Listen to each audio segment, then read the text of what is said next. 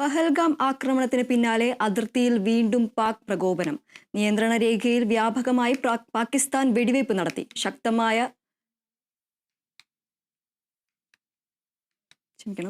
ഒരു Lashkar E Taiba commander വധിച്ചതായി സൂചനയുണ്ട്.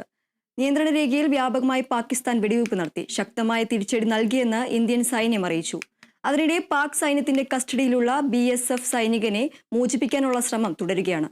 വിശദാംശങ്ങളുമായി ആന്റണി ജിസ്റ്റോർ ചേർന്നു. ആന്റണി, എന്തൊക്കെയാണ് കൂടുതൽ വിശദാംശങ്ങൾ? തീർച്ചയായും ഏറ്റവും പുതിയ ഒരു അപ്ഡേറ്റ് ആണ് ഉള്ളത്. അത് ഏറ്റവും പ്രധാനപ്പെട്ട കാര്യം എന്ന് പറയുന്നത് ലഷ്കർ ഇ തോയ്ബയുടെ ഒരു കമാൻഡറെ, കാശ്മീരിലെ ഒരു കമാൻഡറെ ഇപ്പോൾ സൈന്യം വധിച്ചിരിക്കുന്നു എന്നുള്ളതാണ്. അൽത്താഫ് ലല്ലി എന്നയാളെയാണ് സൈന്യം വധിച്ചിരിക്കുന്നത്.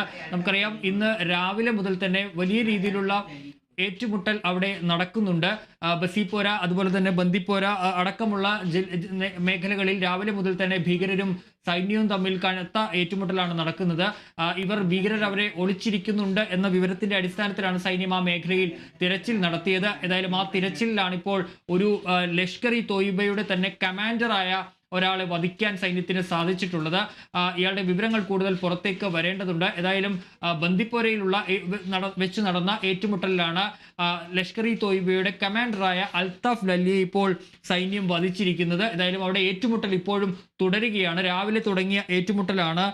പ്രധാനമായും രാവിലെ തുടങ്ങിയ ആ ഏറ്റുമുട്ടലിൽ